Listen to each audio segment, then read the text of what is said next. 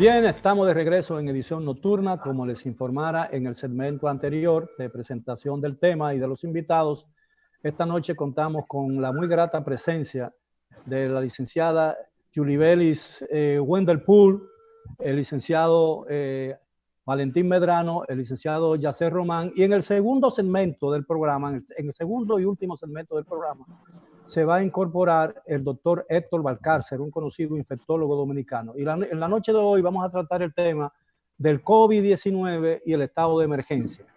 Y la primera pregunta se cae por su propio peso. ¿Necesitamos realmente un nuevo estado de emergencia para garantizar la buena realización de las elecciones del 5 de julio? Muy buenas noches, amigos.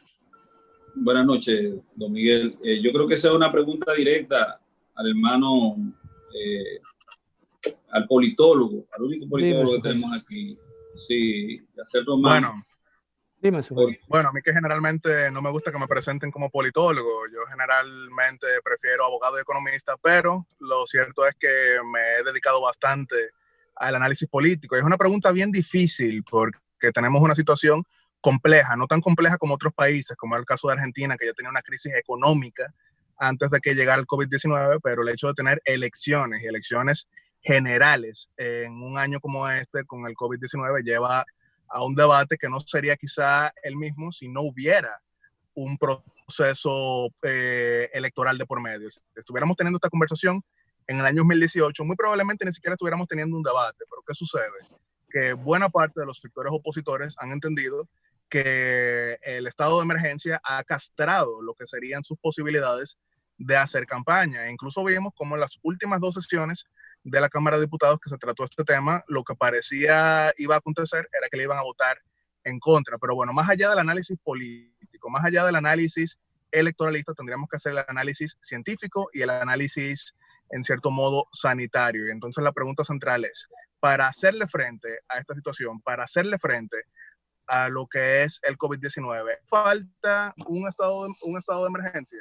Y entonces la respuesta tendría que ser que si tenemos que restringir lo que es el libre movimiento de los ciudadanos, lamentablemente para eso sí hace falta un estado de emergencia. Sin embargo, yo lo que sí creo es que el estado de emergencia no tiene que ser tan abarcador como lo ha sido en las últimas 4 ocasiones que se ha aprobado, pudiera ser solamente limitando el derecho al libre ejercicio. Y esa sería quizá la opinión que yo pudiera dar en ese sentido, que se apruebe, pero no al mismo tiempo dándole tantos poderes como ha tenido últimamente. Lo curioso es que la última aprobación fue la más fácil de todas las anteriores, incluso que de la primera, a pesar del hecho de que la oposición parecía muy firme en su decisión de no aprobar más prórroga al estado de emergencia. Licenciada, ¿qué opina usted al respecto? Licenciada. Muy buenas noches, don Miguel. Con usted saludo a los amigos Yacer y a Valentín Medrano. En primer orden, nosotros entendemos que, como ha indicado Yacer, hay que verlo desde un punto de vista de derechos fundamentales. Y el estado de emergencia viene a garantizar que el Poder Ejecutivo salvaguarde el derecho a la vida y el derecho a la salud, como se ha venido haciendo desde el 19 de marzo, que fue el primer estado de emergencia que se dictó en la República Dominicana. En ese orden, don Miguel, nosotros entendemos que a fin de que para el 5 de julio nosotros contemos con óptimas condiciones para que las personas puedan ejercer el voto y elegir a su próximo presidente y a los que van a representarlo a través de la Cámara de Diputados y el Senado, si es necesario otorgar a partir del 27 de junio una nueva prórroga del estado de emergencia con algunas limitaciones, entiendo, necesarias, porque ya hemos venido creando una cultura de covidianidad y era precisamente lo que indicaba el presidente en su último discurso, que nos fuéramos adaptando a vivir con el COVID-19, porque bien se han venido haciendo grandes esfuerzos desde las instituciones públicas e incluso cuando nosotros notamos el esfuerzo que está haciendo el Estado Dominicano, es vital nosotros notar que no pasamos a la tercera fase de la desescalada como había prometido el presidente, que estaba ajustado al comportamiento que mostrara la ciudadanía frente al otorgamiento y a la apertura que se estaba dando en términos económicos. Sin embargo, el derecho al voto, que también tiene una categoría constitucional, es una cuestión que hay que evaluarla a los fines de que se verifique si la limitación de tránsito durante los próximos días, a partir del 27 de junio, que cesa la última prórroga del estado de emergencia, se tendría que seguir limitando a partir de ciertas horas con el toque de queda. Y de ninguna manera esto afectaría que las personas el 5 de julio vayan a ejercer su voto, porque el horario en que se hará ejecutorio la votación no impacta bajo ninguna circunstancia estos horarios de toque de queda, lo cual no implicaría ninguna situación que contravenga ni limite, como se ha querido argumentar desde otros litorales políticos, que el gobierno ha querido constreñir a la población. Todo lo contrario, el gobierno ha creado todos los mecanismos sanitarios, de ayudas sociales e incluso económicos para los empleados, para los profesionales independientes, y han creado las posibilidades para mantener la economía, mantener los empleos en la República Dominicana, y esto no va a estar alejado de la posición que ha fijado el gobierno de que se quiere elecciones el próximo 5 de julio. Doctor Medrano, su opinión, por favor. Bueno, esto no es un asunto jurídico, sino político y de política sanitaria, en el sentido de que si se declara, obviamente, pues entonces caería bajo la esfera de un amparo o protectorado político emanado del artículo 262 y siguiente de la Constitución de la República, que, como bien dijeron los compañeros que han tenido a bien antecederme en el uso de la palabra, establecen claramente que se trata de una coyuntura especial, que es movida incluso, porque hay que quitarse, al momento de hacer un análisis, tratar de ser lo más objetivo posible y de ser posible desempolvar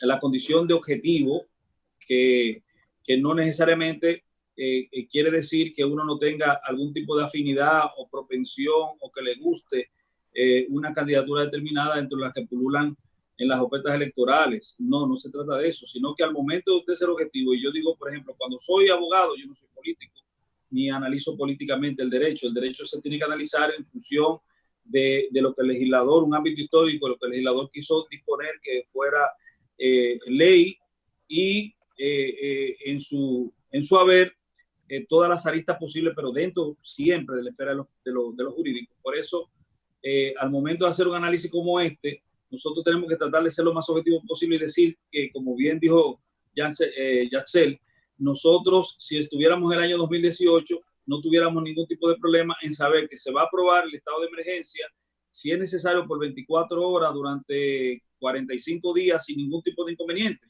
¿Por qué? Porque hemos hablado ya en ocasiones anteriores de lo inoportuno de esta afectación mundial, en el caso nuestro de forma especial, inoportuno con respecto a la situación en la que nos encontramos, de estos avatares propios de una contienda electoral, y además movido, vale decir, por las expectativas que se tienen desde los litorales que se encuentran contrapuestos en la actualidad. ¿Quiere decir esto qué? Bueno, que si por casualidad, siendo totalmente honesto, si por casualidad en la psiquis de la oposición política actual los números hacia la contienda próximo por venir le fueran lo suficientemente adversos, entonces ellos estarían solicitando que se pospusiera todo, porque realmente la salud está por encima de... Y el discurso se trocaría, se cambiaría. Entonces, todos los discursos que se eleven con respecto a la situación para tratar, vamos a decir, de definir, de dibujar la situación hacia las elecciones, indefectiblemente de la realidad nociva en la que nos encontramos, donde los números, indefectiblemente también, como dice nuestra amiga Van der Poel, ¿cómo es que se pronuncia, por fin? Porque yo vi que Don Miguel lo dijo de una forma. Wanderpool. No, Wanderpool. Wanderpool. Pero los alemanes dicen... Pero como piscina, como piscina. Van der Poel.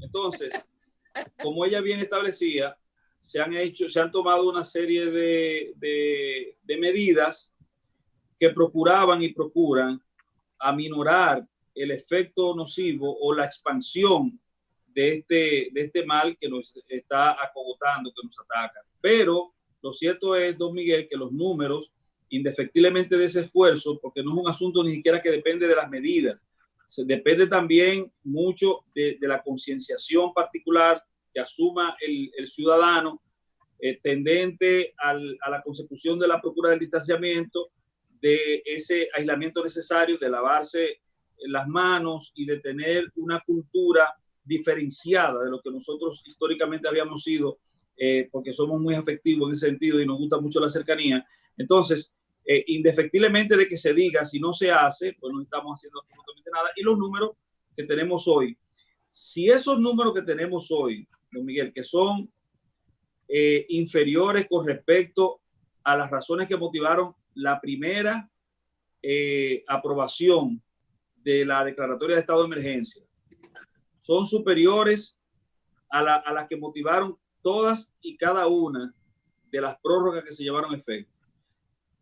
Si esos números se trataran con la responsabilidad debida, nosotros entonces tuviéramos, como dice Yaxel, en un estadio situacional en el que estaríamos procurando una situación con miras al proceso electoral también totalmente diferente a la que se... Ahora, hay una preocupación evidente con relación al COVID-19 y el estado de emergencia. Si no se llegara a prorrogar nuevamente el estado de emergencia, el gobierno perdería, la autoridad perdería, la autoridad oficial, ¿no? La policía, el ejército o el gobierno dominicano perdería toda autoridad para imponer y obligar a la gente a observar las medidas de prevención sanitaria, como el uso de la mascarilla, el uso de guantes y esas cosas, el distanciamiento social, porque no hay toque de queda. No habría toque de queda y no habría ninguna justificación para que el gobierno le obligara a la gente a tomar decisiones, a adaptarse a las decisiones que ha tomado el gobierno o a asumirlas, porque realmente el uso de la mascarilla está sustentado en el estado de emergencia y en el toque de queda. Si el toque de queda desaparece y el estado de emergencia, el gobierno no tendrá ninguna autoridad para obligar a la gente a usar mascarilla y presentarse entonces a las mesas electorales desprovisto de la protección que hoy usa la gente por obligatoriedad, ¿no? Debido al estado en que estamos viviendo. ¿No le parece? Sí, yo lamento estar teniendo un pequeño problema de cámara, pero espero que me escuchen bien. Y ese es un debate bien importante, lo que usted acaba de plantear, porque si bien hay juristas en la oposición que sostienen el argumento, y quizá Valentín más adelante puede argumentar mucho más profundo que cualquiera de nosotros, pero sostienen el argumento de que existe autoridad para que de orden el Ministerio de Interior y Policía aplique muchas de estas medidas. Yo creo que eso sería un precedente funesto. Claro. Un precedente y yo no estoy hablando de este gobierno, estoy hablando del precedente que eso significaría para cualquier otro gobierno más adelante de poder aplicar medidas que son de restricción de libertades. Veámoslo de esa manera, no lo veamos solamente desde el punto de vista de que ahora es por una pandemia, que ahora es por una crisis sanitaria, son restricciones de libertades. Y en el momento en que tú le das luz verde a una autoridad para, sin aprobación congresual, aplicar dichas medidas, tú abres las puertas para que más adelante otro, quizás con intenciones malsanas, las aplique de una forma que terminen afectando la institucionalidad que tanto le ha costado a la República Dominicana. Todavía estamos lejos de tener la institucionalidad deseada, pero definitivamente hemos avanzado muchísimo. Entonces yo difiero mucho de algunos amigos que sostienen y argumentan bastante bien el hecho de que el Ministerio de Interior y Policía pudiera hacerlo. Y si se pierde esa autoridad, como usted bien identifica, entonces, ¿de qué manera puede un policía exigirle al ciudadano X que tenga una mascarilla? ¿De qué manera puede el policía exigirle al ciudadano X que mantenga ciertos criterios de sanidad, de distanciamiento, entre otros? Porque son derechos que están consagrados en la Constitución. Entonces es un serio problema y es muy lamentable que nos agarraran en una situación como esta en la cual se puede ver que un lado gana y otro lado pierde, porque lamentablemente nos encontramos en una situación que la oposición pudiera entender que si se aprueba otro estado de emergencia, eso es un revés para ellos, pero también el gobierno puede entender que cualquier acuerdo pudiera verse como un revés porque estamos a días de las elecciones generales. Así que vuelvo y resalto, no estamos en la peor situación que es posible, porque tenemos casos como el de Argentina, que ya tenía una devaluación de más de 100% de la moneda, 45% de inflación, entre otras cosas, pero que nos tocara una situación de pandemia en medio de una campaña electoral hace que mucha gente analice, no de manera objetiva, porque como bien dice Valentín, y quien me conoce sabe que yo tengo mi posición, yo tengo mis preferencias, yo tomé mi decisión, pero eso no quiere decir que uno deba desligar cualquier tipo de análisis lógico y desechar lo que son los hechos y la realidad es que no solamente hay una segunda ola, sino que la primera ola no se ha acabado del COVID-19. Sí es. Yo creo que el asunto, si nosotros fuéramos honestos con nosotros mismos, la decisión a asumir sería hasta fácil. Porque, por ejemplo, si usted hace un análisis de las encuestas, yo tengo criterios que he sostenido y ahora no voy a venir a decir lo contrario. Toda mi vida he dicho que no creo en encuestas, siempre lo he dicho, y si vengo y digo ahora lo contrario, entonces me estaría desdiciendo y no sería bonito. Sería la asunción de una coyuntura para parecer uno, hacerse gracioso, para uno tratar de hacerse gracioso. Pero cuando usted toma el análisis de las encuestas, usted dice, bueno, pero los números fríos, porque yo no sé, como no creo en ellas, pues no las analizo tan en su esencia. Pero los números, si usted dice, bueno, se han aprobado 5 o 6 extensiones de la declaratoria de estado de emergencia, y eso, desde el punto de vista electoral, ha favorecido a la oposición, pues entonces la oposición, si es inteligente, aprueba una declaratoria de estado de emergencia. Digo yo no sé, eso es un análisis muy mío. Si los números, indefectiblemente, de que el estado de emergencia ha sido decretado y sostenido, se han tendenciado a favorecer a un espectro político determinado, pues entonces ese espectro político determinado tiene que llegar a la lógica de que le conviene la declaratoria de estado de emergencia. Ahora bien, lo cierto es que cualquiera que sea el resultado de las elecciones próximo por venir, los 3 candidatos con posibilidades, vamos a decir los 4 candidatos con posibilidades, a mí me gusta siempre tener la opción de pensar que en algún momento las cosas pueden definirse por un rumbo diferente al que procuran y piensan y analizan la mayoría de las personas, pero está bien. Si cualquiera de ellos lo que quiere es regir un país donde la salud social y el sistema sanitario no esté colapsado. Y para procurar eso, entonces, hay una serie de medidas que hay que tomar, hay que tomarlas. Se han venido tomando, pero hay que continuarlas, tendente a la consecución de un estadio donde nosotros podamos saltar la barda de lo que tiene de este problema mundial y podamos decir, como ha ocurrido con otras naciones, que nosotros estamos libres de esta pandemia. Y para ello, bueno, pues la buena voluntad tiene que estar expresa, tiene que ser manifiesta, tiene que observarse, y no podemos alegar asuntos de índole político, porque, como decía anteriormente, si los números son ciertos o no importa. Usted los ha blandido como afectadores positivos hacia su procura desde el punto de vista electoral, pues entonces eso no le ha afectado en lo absoluto. Y como no le ha afectado y es bueno para el resto de la sociedad, pues entonces lo más propicio es que eso se lleve efecto. Tenemos que hacer una pausa y regresamos con la licenciada Wandelpur para que dé su opinión sobre esta última pregunta que hicimos al final de este primer segmento. Regresamos después de la pausa. Continúen con nosotros en Edición Nocturna.